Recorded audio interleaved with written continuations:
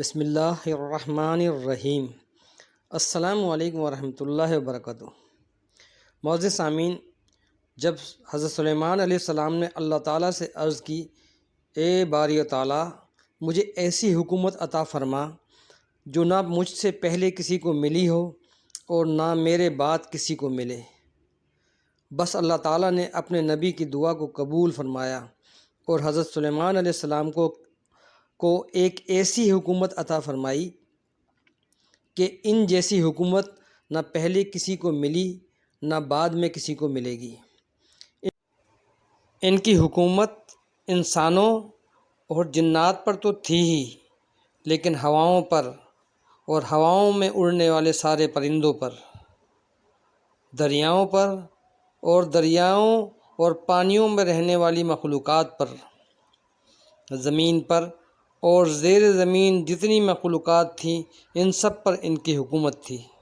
اور اللہ رب العزت نے حضرت سلیمان علیہ السلام کو ان سب کی بولیاں سمجھنے کی قوت عطا فرمائی تھی، ان کی زبانوں کو سمجھنے کا علم عطا فرمایا تھا، جیسا کہ قرآن حکیم میں سورہ نمل میں ہے۔ اللہ تعالیٰ نے ارشاد فرمایا، انہوں نے کہا اے لوگو ہمیں پرندوں کی بولی سکھائی گئی اور ہر چیز میں سے ہم کو عطا ہوا، بے شک یہی ظاہر فضل ہے۔ سورہ نمل آیت 16 تا 19۔ معزز سامعین، یہ تو ہم روزمرہ مشاہدہ کرتے ہیں کہ پرندے ضرور اپنی اپنی بولیاں بولتے ہیں، جس طرح ایک قسم کے پرندے دوسری قسم کے پرندوں سے مختلف بولیاں بولتے ہیں، اسی طرح ایک ہی قسم کے پرندے مختلف اوقات میں مختلف قسم کی بولیاں بولتے ہیں، ایک دوسرے سے لڑتے ہیں تو ان کی بولیوں کا انداز کچھ اور ہوتا ہے، ایک دوسرے سے محبت کے وقت ان کی گفتگو کا انداز کچھ مختلف ہوتا ہے۔ جب ان پر کوئی درندہ یا شکاری حملہ کرنا چاہے تو ان کے کلام کی نوعیت اور ہوتی ہے۔ اس سے پتہ چلتا ہے کہ ان کی بولیاں صرف چیخ و پکار، شور و گل میں ہی نہیں بلکہ ان میں مطالب اور مقاصد بھی پائے جاتے ہیں جنہیں وہ خود اچھی طرح سمجھتے ہیں، اگرچہ ہم ان کی بولیوں کو سمجھنے سے قاصر ہوتے ہیں۔ حضرت سلیمان علیہ السلام کو اللہ تعالیٰ نے پرندوں کی بولیاں سمجھنے کی قوت عطا فرمائی تھی، علم عطا فرمایا تھا۔ آپ علیہ السلام سمجھ لیتے تھے یہ کیا کہہ رہے ہیں۔ حضرت سلیمان علیہ السلام نے مور کی آواز سن کر کہا کہ یہ کہہ رہا ہے جیسا کرو گے ویسا بھرو گے۔ ہدہد کی آواز سن کر کہا یہ کہہ رہا ہے اے گناہ گارو اللہ تعالیٰ سے مغفرت طلب کرو۔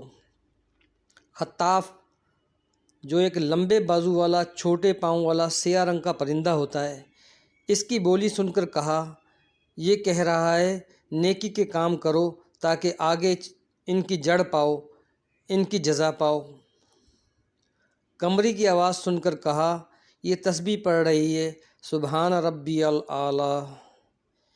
چیل کو بولتے ہوئے سنا تو کہا یہ کہہ رہی ہے رب کے بغیر ہر چیز نے فنا ہو جانا ہے۔ تیتر کی آواز سن کر کہا یہ کہہ رہا ہے جو خاموش رہا وہ سلامتی میں رہا۔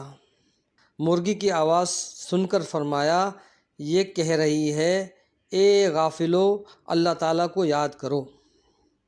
گدھ کی آواز سن کے فرمایا یہ کہہ رہی ہے کہ اے انسان جتنا چاہے تو زندہ رہے، آخر تجھے موت آنی ہے، تو نے موت کا مزہ چکھنا ہے۔